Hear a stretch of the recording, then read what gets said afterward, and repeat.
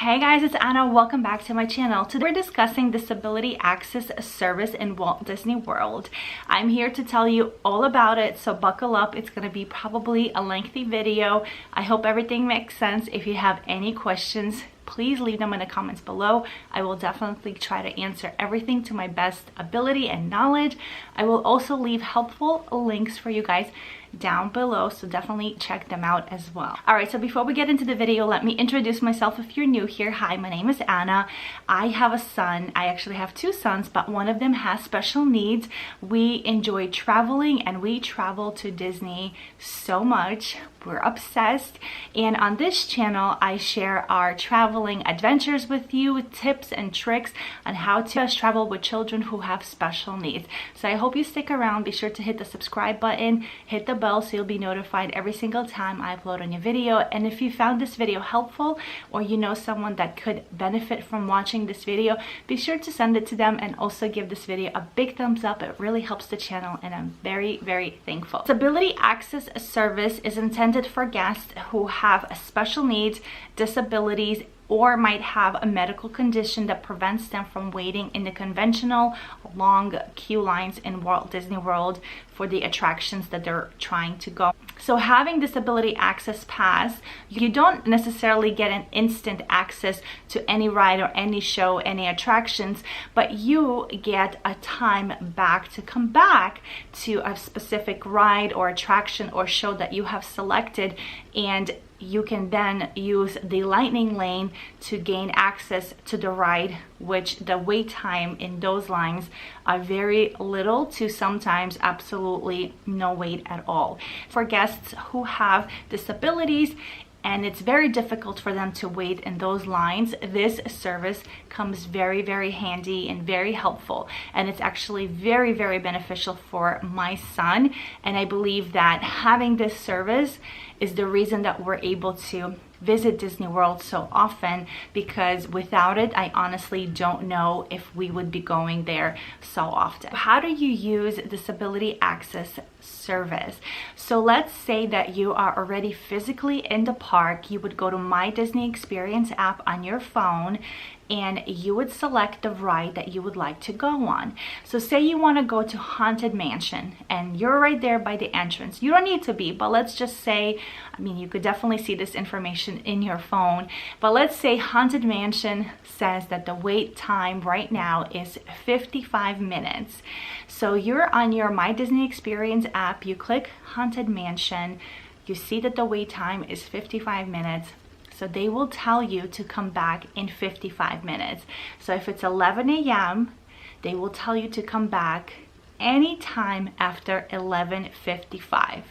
The passes that you make in the park, the Disability Access Passes, they do not expire, but you cannot book another one unless you cancel the previous one or you actually use it. Your time is here. Say it's 11:55 and you're ready to go to Haunted Mansion. You will proceed to the entrance of the ride or the attraction.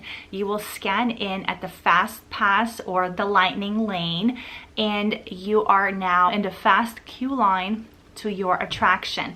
Now please note that some attractions do make you scan in twice. It's sometimes very popular attractions or attractions that are very busy, so they will make you scan in at the entrance and then at the halfway point.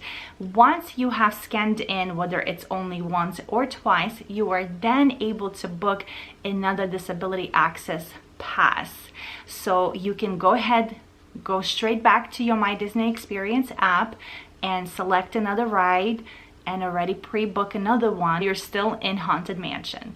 So it's very helpful, and if you use it really good, you can definitely get a lot of rides done. If you book Genie Plus, it will make your day, I feel like, even more easier, because you have now access to the Genie Plus rides, and you also have access to the Disability Pass rides, and you can also buy individual attractions. So you could definitely get a lot done. And you know, if you, or it's your child or your spouse or your parent, has a really difficult time waiting in those lines, if you book everything correctly, and one after the other, you really have a full day of just going from one attraction or ride or show to the next without really waiting. So definitely a really great service to you. You sign up for Disability Access Service.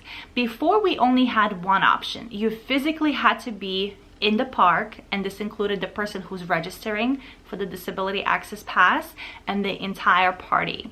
And you would go to guest relations and you would explain your situation. They would take a picture of the person, the child, the adult that is requesting the pass, and then they would register everyone, they would link everybody, and then you would have to go to each ride to a cast member, and then they would scan your magic band of the person who has the pass, and they would give you a time back. So there's still two ways to register, but one of them is so much easier. Now you could actually pre-register and pre-book 2 attractions, rides, shows before you even get to Disney World, which is amazing, and it does save you quite a bit of time, and it does kind of give you a head start, especially for that child who has a very difficult time waiting in lines. So they feel that as soon as they're in the park, it's kind of like go, go, go, go, go. And if you're a parent of a child who has special needs and who has a very difficult time of waiting and sometimes doesn't understand the concept of waiting, this comes very, very helpful. So how do you pre-register? This is actually what I did this morning. I will enter that footage towards the end of this video so you could see that it's very easy. I know it might seem overwhelming, especially if this is your first time going to Disney World or first time using Disability Access Service. It could definitely be overwhelming, but trust me, it is not that difficult, and the cast members are incredibly helpful and they will guide you through everything, so you don't have to worry. And remember, if it does feel overwhelming, if you are lost, you can always register for Disability Access Service when you get into the park. It is still okay, so you could still do that. You still have that option. Now we're going to pre-register. So your pre-registration window is between 30 days before your trip and no later than 2 days before your trip. That is your window. My understanding, because of the past few trips, I've always tried to register like a day or two earlier. But this last time, the cast member explained to me that even though today marks 30 days before your trip, but it's 32 days before your first park day, therefore you cannot register today. You have to wait when it's 30 days from your first time, from your first day of your first park day. I hope that makes sense. So say if you're arriving to Disney World today at 8 o'clock in the morning and you just have a pool day, travel day, relaxing day, whatever day you like it to be, but you're not going to say Magic Kingdom until tomorrow. So if today is 30 days until your trip, you can't register for the parks because your official park day actually starts tomorrow. So tomorrow would be your 30 days from your first park day.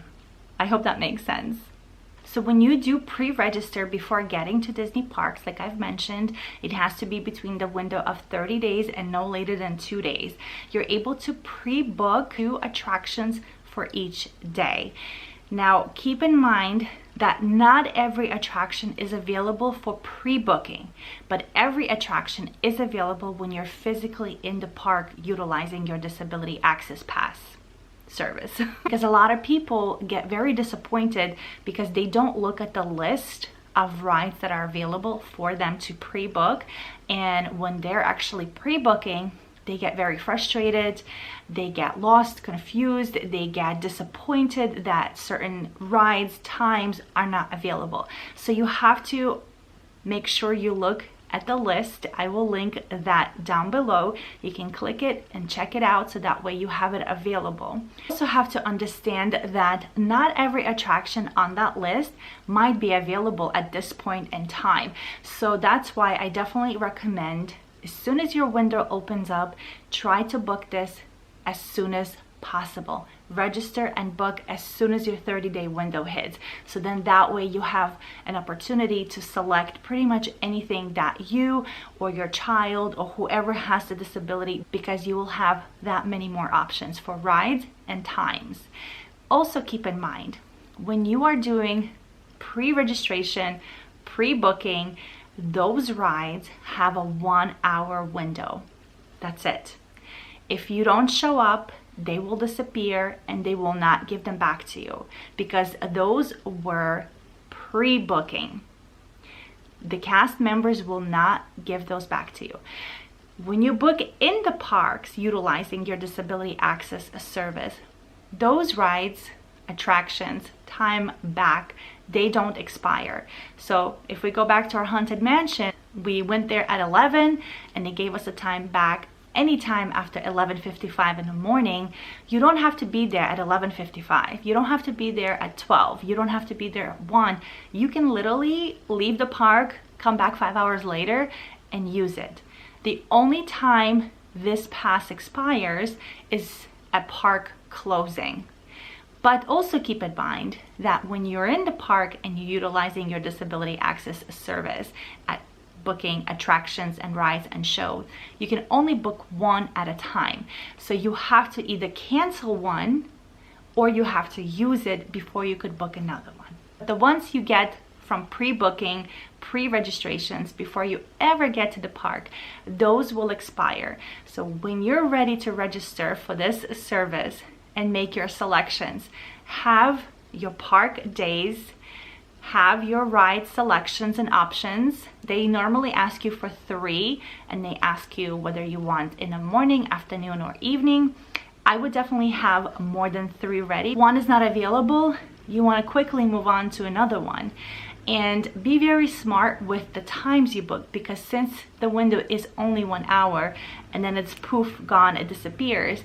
If you know that you're not getting to the park until say 11 o'clock in the morning, there's no reason for you to take a ride in the pre-booking window for say 9:45 in the morning, because that window is going to expire at 10:45 and you're going to lose that ride attraction.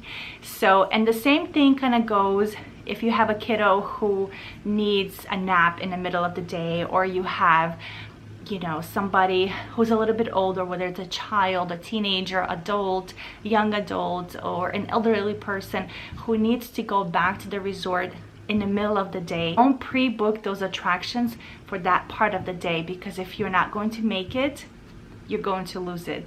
And then the same thing goes for the evening. You wanted to pre-select and pre-book Slinky Dog for Hollywood Studios, but the only option that's available is at 8:45 p.m. and you have a 10-year-old or you have a 5-year-old and you know that your child is not going to make it to 8:45, then don't book it, because you're going to lose it and it's just a waste of your pre-booking, pre-selections, honestly. Then in that case, have a ride as a backup. Okay, Slinky Dog is not available. How about Smuggler's Run? Perfect. Smuggler's Run is available at 10 o'clock in the morning. So then you just go ahead and you take that. Okay, I hope that makes sense. Just to circle around what exactly you need to do to have before you pre-register for Disability Access Service and make your advanced planning selections. Make sure that you have My Disney Experience account set up, and you want to have access to it from your computer, your laptop, and you also want to have the app available on your phone and be logged in there as well. You also want to make sure that your tickets are linked to your account. You also want to make sure that the person and the entire party are linked in your My Disney Experience account. Now, those two things, the cast members won't be able to pre-register. You have the list of all of the attractions available somewhere on the side, maybe printed, maybe on the screen on your computer, so that way you can read and see everything that is available for you to pre-book your rides. Also make a decision on your top rides. They normally ask, I think, for 2 or 3 rides. I would definitely pick at least 4. So then that way, if one is not available, you can just go down to the next one. And also be very realistic with the times. Definitely let the cast member know if you want morning, afternoon, or evening, but also know that they might not be available. So maybe start the conversation by saying, these are the attractions that we would like to book, and we're really looking for early morning hours, maybe sometime between 9 o'clock and 11 o'clock. And they will see what they can do. And if it's not available, then they'll tell you what's available. And if you feel that this is not working for you, then you can take away, say, Slinky Dog, because it's not available in the morning, and then you can go for another ride that might be available in the morning. So do your work before you get on the call. It's very helpful for everybody. One of the most important parts when you're doing your pre-registration is that the child or the adult or whoever is requesting the disability access service is there present with you, because they will be doing a video chat and they need to take a picture of the child or of the adult who is requesting the disability access service. So make sure that they're there. You don't want to wait 2 hours, 3 hours, 4 hours for them to do the live chat with you to only find out that the person who's requesting the disability access service is in school or is at work or is in someone else's house. You will have to do this on another day. So definitely plan in advance. Few things to note. They will never ask you for proof of anything. They won't ask for a doctor's note, nothing. So you don't have to worry about that. They will ask a few simple questions along the lines, how will you, your child, or this other person might benefit from using disability access service? And you will just kind of go over a few things and they will tell you, yeah, absolutely, we think this will be a great addition to your Disney World trip. And lastly, like I've mentioned before, they will take a photo and your pass is active for 60 days. So if you're going on your trip, say January 1st through the 5th, you're already registered, you have everything, and then you're going back, say February 1st, you don't have to pre-register. Your pass is still active. It's active for 60 full days. The only thing that you have to do is do your pre-selections prior to your trip. That's it. So it's very, very helpful. Like I've mentioned, I will leave the helpful links down below, the links to where you pre-register and the links of all of the attractions that are available for you to pre-book before arriving in Walt Disney. Once you are ready to register, you will open up your desktop, you'll go into your account, and you can just search a disability access service. Page will open up and you just click. There is a tab that says request a live chat or request a video chat. So you will click that. Also somewhere over there, there is another tab that you should click and agree to the terms and conditions. And once you do that, you don't have to do that later when you're actually chatting with. You click request live video chat with the cast member. Your wait time can vary, and it could be an hour, it could be 5 hours, it could be maybe even longer, somewhere in between. That's why, as I've mentioned before, you really have to plan for this day. Make sure that you have access to your computer and to your phone for the entire day before the cast member actually gets on the call with you, and make sure that the other person who is requesting the pass is with you for the entire time. So I definitely wouldn't pick it on a busy day where you need to be running around doing errands or anything. Once the video chat is live, they will ask you a few questions. They will take the picture of the child or the adult who requires the service, and they pretty much will send you on your merry way to the next cast member who is going to help you with advanced planning for your trip. And that's it. So the video chat, yes, you could wait a really long time for it, but in all honesty, it takes just a couple of minutes. And then the advanced planning can also be really quick if you're ready. If you have all of your rides, your times, everything is linked in your account and there's no issues, that can also honestly take just a couple of minutes. So that's it, and then you're registered, and before you even get to Disney World, before you even get to your first park, you already have 2 disability access service per day for yourself. in your entire party. You can always go to guest relations in the parks and they will help you. And then once you're in the parks, you'll just keep going on your My Disney Experience app and you keep booking one disability access service pass at a time. Once you use it, you can go ahead and book another one. If you changed your mind, you can cancel it. If you have one booked and you decide to go back to your resort for a couple hours, it's not going to expire. Remember, the only ones that expire are the ones that you pre-booked. Those are the ones that will expire in 1 hour. All right, so now I'll share with you a little bit of my experience of registering and pre-selecting our attractions and the attractions that my son wanted. I think we got everything that we wanted, and he is going to be so happy because these are just some of his favorite attractions. So I will roll the footage in just a few minutes from this part so you could kind of see how it went.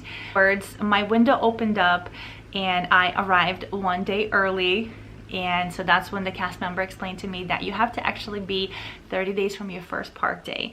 So then the next day I came back and I proceeded to try again, and I honestly waited, I kid you not, about 7 hours. And you also have to be ready that the system, the My Disney Experience system, will log you out, will say that there's no connection, please reconnect, please re-log in 25,000 times while you're waiting. Don't panic. Have your phone open with the My Disney Experience app. The chat will be in there, and have it also open on your desktop. It kicked me out so many times, too many to count. So the first day, when it was actually the window for me to register, I ended up giving up because it was just taking such a long time, and I was just like, all right, I don't know what else to do. And I waited and I waited and I waited, and I think at one point I disconnected, and then I tried to connect again to see maybe by refreshing, maybe by starting over, it will get me somewhere in the queue line closer. But then it actually said to me that we're sorry, we're actually closed for the day, please come back tomorrow, something along those lines. And it wasn't that time because I believe, don't quote me, but I believe it's like from 7 to 10 p.m. But it was like 9 and they told me to, you know, come back tomorrow. And I think that's probably because they already have so many people in the queue line still trying to register that they're already telling you an hour or 2 hours before that they're closed for the day. So then I came back the following day. So now I was 29 days away from my first park day, and it went fairly quick. Registered, it wasn't that big of a deal. I think I waited all in all maybe about an hour and a half to 2 hours. Sent me off to a different cast member to do my advanced planning for the pre-selections of the rides and attractions, and that took a really long time. So the first person that connected with me said that they are helping another person but will be with me shortly. I think she disappeared for like an hour and a half, and I just felt like something was wrong. Like, you know, I never had that happen to me, because usually the longest part of this is the first part is to actually do the video chat, and the advanced planning is pretty quick. So I took a gamble and I disconnected and I did it again, and through the chat within just a couple of minutes they, you know, go into your account, make sure everybody's linked, make sure everything is there, make sure that you're already pre-registered, and then they send you a link and you open it up, and it's kind of, I think it's 3 days of the park's information. So you put in the days that you're going to each park, the hours you're looking for, and the attractions you're looking for. The cast member that we got actually was able to help us really well, and he got everything that was on our list, and most importantly he got the times that we really wanted. We are going to be in Disney World during New Year's, which is a very busy time, and I will have other videos explaining how to navigate busy times and New Year's and Christmas time in Disney World with a child who has special needs, and the crowds and everything. So definitely come back for that. I wanted my attractions to be in the morning because we're planning to come in and get out probably no later than 1 o'clock in the afternoon. So for our Magic Kingdom day, I wanted something as early as possible. Selections were Big Thunder Mountain and Jingle Cruise, because it's Jingle Cruise during the winter holidays. And so he got us Big Thunder from 10 to 11 and Jingle Cruise from 11:30 to 12:30, which is perfect. And Epcot, gonna be the same kind of strategy. We're in and we're out by midday. My son loves Test Track. He got us that from 10 to 11. And then Soarin', which is another ride that he loves so much. He can go on it 20 times. That is from 11:30 to 12:30. Then on our Animal Kingdom day, he got us the Kilimanjaro Safaris, 10:30 to 11:30. And then we got Navi River Journey from 11 to 12. Hollywood Studios day, my son is gonna be so happy because he loves roller coasters. He got us Slinky Dog from 11:30 to 12:30, and he got us Toy Story Mania at 11 to 12. So it really worked out really well. We got all the rides that my son wanted. This is probably the first time that all of the attractions were at the times that we were looking for. Well, I hope you found this video helpful. I will now roll the footage from this morning when we were pre-booking everything and doing our pre-registration. So I hope you find it helpful.